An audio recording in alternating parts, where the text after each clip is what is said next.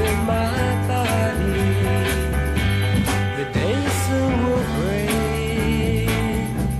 The sun will Hey everyone, Psych here, and welcome back. Got 4 LPs once again to share with you all. Picked up online, and these are all original copies, and some of them I've been wanting a long time. Some were just kind of spur of the moment, and got some good deals on all of them. So before I dive into them, I was going to mention there is a record show. It's supposed to come out March 22nd in Omaha, but I'm assuming that it's going to be canceled. But as we all know, there's the whole global epidemic of the COVID-19, and so I guess a lot of things are getting held off. Not just the record show, but even my bowling league has at least postponed it till April. So I'm sure, a lot of people are kind of doing like the 14-day deal, where they're postponing it for at least a couple weeks, see what happens. So it's kind of a scary time, but we're all doing pretty good here. I think a lot of people are panicking, but and I don't think there's any reason for that to happen. But it is a life and death situation. So anyways, I won't bother you with that, because I'm sure with a lot of people staying indoors, they want to see maybe some more vinyl videos. Who knows, right? Once the disease starts spreading, we want to see more videos because we're staying indoors. But anyways, yeah, I don't have any coming in the mail, actually. I was kind of saving up for the record show, but haven't seen too many good deals online anyways recently. So anyways, let's dive into them. I'm really pumped to share these, especially the order that they're in. Like this first one here, I'm really pumped to share. This is one I've been wanting, ever since my introduction to psychedelic music. Back in my high school days. I think I discovered this when I was in college. When I was starting to get into the deeper stuff, more obscure kind of releases, and finally found a decent copy under $100. I think back then they were probably on average at least $50 maybe, and it's kind of, you just never see them under 100 in good shape, and this one is. So this is the Glass Family Electric Band. It's the original copy on the Warner 7 Arts label. Always loved that photograph of that sort of hippie commune sort of photograph. And ever since I bought this album, I never even noticed this, but on top of the roof, they're like, this guy's like hanging a plunger over the rooftop. Never noticed that before. That's why it's so different in person when you actually get to see the visual display of these record covers. And anyways, some people kind of recommend the 2 LP reissue as well, which has, a lot of bonus tracks, bonus material, which I think I may have heard that a long time ago, but I don't remember what it sounds like. But if I ever see it cheap, maybe I'll take a chance on it. But I just couldn't pass a deal on this one. I was kind of debating on making an offer on this, and I did, and he also declined it, but still pretty satisfied for what I got this for. Definitely pretty well under the average value, but still kind of paid up for it as well. The sleeves, got a little ring wear, but no splitting, and the record is much better shape. It's like VG++. Comes in the original inner sleeve. There was one skip on the first song on side 2, unfortunately, but that's about it. Otherwise, this thing plays really, really nicely. It's on that puke green Warner 7 Arts label. And yeah, it's kind of one of those cool records that sounds really good in stereo. It's got a good stereo mix. Especially for its time, I think it came out in 68. I always keep thinking it's 67. Maybe it was recorded then. But this is a phenomenal, West Coast flavored folk rock, blues rock, It's got a lot of elements going for it. It does have some, kind of deeper acid rock moments, particularly the opening track, House of Glass, and the closing track, Agor, Elements of Complex Variables, which is the instrumental track. Kind of reminds me of Iron Butterfly sometimes. Um, and my other favorite track is Passage number 9 or number 17.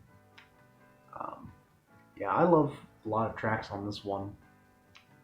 Um, at first the songs aren't too memorable, but once you listen to it enough, it finally clicks, and it's a good one to pick up on. So really pleased to find this finally.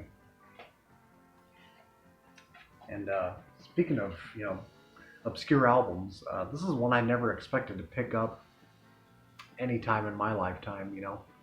But couldn't beat the price for this. This was under $50, and usually I would say this is probably the third most rare record on the label Uni. The ones that come to mind: Druids of Stonehenge. Then you have the Lollipop Shop. This one usually falls in third place. This is American Blues. Got a great deal on this on eBay. Do Their Thing. Cover's a little worn, and the record is slightly worn. I'll get to it, but a little bit of ring wear, drill hole. Otherwise, couldn't pass the deal on this one. The record, though, is about VG. The first track on here was quite crackly, so it was kind of priced accordingly. But the rest of it seemed to play okay. It overpowered the music. Music overpowered the any notable surface noise. Get a shot of label here. So yeah, I was really stoked to get this, and this is one of those albums I was vaguely familiar with, but always kind of scared to dive into it with a name such as American Blues. Something that kind of kept me away from it for a long time, because I'm not the biggest blues guy. I do like blues rock when it's good, if it's like really heavy, or if it's just not your typical signature blues chords, And surprisingly, this is not very blues oriented, except for like one track at least. And it's a good blues track as well. Coming Back Home, which is kind of a standout piece on here. It's got each of the three members on this doing their little improv in between the blues segments. So you got like a drum solo, a bass solo, and sort of like a Hendrix-esque guitar thing going on. And like I said, not very blues oriented. It's actually more based in kind of like a West Coast flavored folk rock, and sort of like garage elements as well. Kind of reminds me of The Other Half I heard in this one. The Other Half album. Kind of reminds me of that in some parts, actually. Some favorite tracks. A lot of them are on side 1. Just Plain Jane, Shady. Then side 2 adds a little more organ in the mix. So, kind of progressive leanings as well. It's kind of all over the map. Besides typical American blues. And they did have a self-titled, or was it self-titled? They had a previous album on a much smaller label, and it's probably much more scarce, so quite hard to find. And this band is also notable for having two members that would go on to ZZ Top, Dusty Hill and Frank Beard. And if you guys, because I never knew about the ZZ Top documentary that came out last year. It's on Netflix, and I watched it all, and was really interested in the first portion where they talked about their roots, how they were in the Warlocks, and then eventually talked about American blues, and also talked about the Moving Sidewalks, and it's pretty cool stuff. So it actually mentioned this band in the documentary, which is pretty cool. So give this a shot. This is actually much better than most people probably give it, credit for. So really enjoyable. This is one I picked up. I got this on the bid. I was just watching, stuff that was kind of ending soon on eBay, and got this for a solid $10 on the bid. And this is one that's just always escaped me. Not something I really wanted to pay up for, and really glad the way I found it. Another one to add to the ABC collection. This is Michelle. I think her full name was like Michelle O'Malley. Yeah. Um, and this is her album Saturn Rings. Um, so this is also, if you guys remember me talking about Bobby Jameson, Color Him In, there's a bit of a Bobby Jameson, Kurt Boucher connection to this as well. She does cover some Bobby Jameson songs, and she performs some Kurt Boucher compositions as well. And she was also based with Kurt Boucher previously in the band The Ballroom, which was Kurt Boucher's little project, and she was like a featured vocalist. So this is kind of her own take and her own style, which is sort of like a kind of loungy, but also like space age pop esque. There's a lot of like very floaty, kind of cosmic sounding folk psych, but it's also got some jazz leanings as well, and like the use of instruments they use. So kind of a mixed bag material, but it's also even got some some light psychedelic elements. Songs like Lament of Astro Cowboy, Blind as You Are, and some songs you might recognize on other Kurt Boucher projects, such as Song to Magic Frog, which was on Sagittarius album. So a lot of references here, And they also feature some members. One member was in Mothers of Invention, Elliot Ingber, Bobby Narkoff, which was like a synonym. He was I forget what band he was in. The Rockets, I think. He played with Neil Young as well.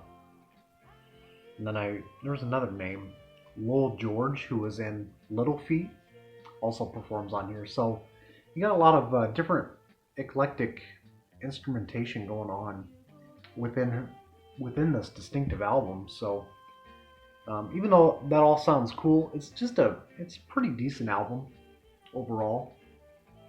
Even with all those featured musicians, it's pretty lightweight, but still quite enjoyable at the same time.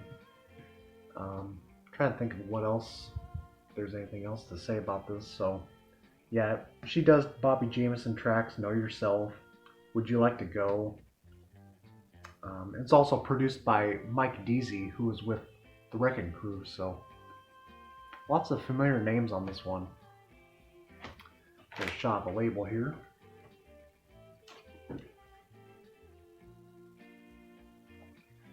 Nice crisp copy. Glad to pick that up. And then I'm glad this one found me cheap too. I've been looking for this one for quite a while, and copies I see just pop up are always over $25 and up. I imagine this was probably a pretty cheap album at one time, probably dirt cheap, and it's got some good moments on here as well. And this is a very nice copy of Wild Butter. That stick of butter there. This is on the United Artists label. It's their sort of a one-off album, typical of the era. It's got a cool gatefold. I always thought this was like they're riding on a stick of chewing gum. That's what it kind of looks like, from a distance. But this band was based out of Ohio, I believe, and interesting thing about this, there was a member on here, Jerry Buckner, who later became like part of a band called Buckner and Garcia. They had a hit with Pac-Man Fever, and he was in this band, one of the members, so it's kind of an interesting note. It came out in 1970, and for the most part, I would say this is kind of primarily folk rock, but it does have, some hard rock elements going for it. The opening track, Roxana, was kind of like a regional hit, got some airplay on the local radio stations. But the second track, which is also the B-side, to Roxana. Terribly Blind might be the best track on here, and it's the heaviest track. Um, Definitely some like proto metal sort of moves on there, and some great harmonies going on, wah wah guitar. That song really rocks. And so I would say also they kind of blend a lot of like vocal harmonies alongside that folk rock vein in a sort of like I would say Buffalo Springfield sort of vibe. They also do some cover songs as well. I've Been Waiting for You by Neil Young, Never Comes the Day by Moody Blues, and then they do a Bee Gees cover of New York Mining Disaster. Um, Pretty decent tracks, but I would say side one's got the best material as well. Overall, not quite a masterpiece, of psychedelic rock, but it's certainly got its moments, and I would check out Terribly Blind. It's definitely be a key track on this one. So this is for Cosmic Vinyl, the guy with the fro. Means you need to get it. Yeah, it's a pretty cool record. Nice crisp copy. Got this on the bid too, under $20. It's on the later period United Artists label. The other one is like on a what is it? Kind of a pink and blue. No, it's like a pink and orange label, I think. Different label than Thunder and Roses, at least. So that does it. We keep this one kind of short, and just let you guys know what's going on. So, yeah, like I said, just not been seeing much online, to pick up on. Just there's been a few good deals, but I kind of passed on them, and right now just saving up for some toilet paper, right? Like, why do people need to get toilet paper of all things? I was actually out shopping a couple days ago, and it was actually kind of a depressing scene because I'm just like a normal citizen, not really panicking about this whole epidemic, and the whole store was just really quiet. There's this really quiet vibe to it, and I saw some people have wipes in their carts, and it was just really sad, And so I did pick up on like paper towels because I do use them. And the guy that rung me up was like, "Oh, it looks like you found some toilet paper." I was like, "No, I'm not doing that whole thing." So yeah, I'm really glad I stocked up on toilet paper before this whole thing blew out of proportion. So I'm not really concerned about toilet paper of all things. I'm kind of more concerned about our health, if anything. So yeah, that about does it. Times are tough right now, but just keep on spinning those records, and because we do that indoors, and so thus we are safe. So if you guys got any comments or questions, let me know. Let me know what you guys think of my latest arrivals, and we shall see you soon.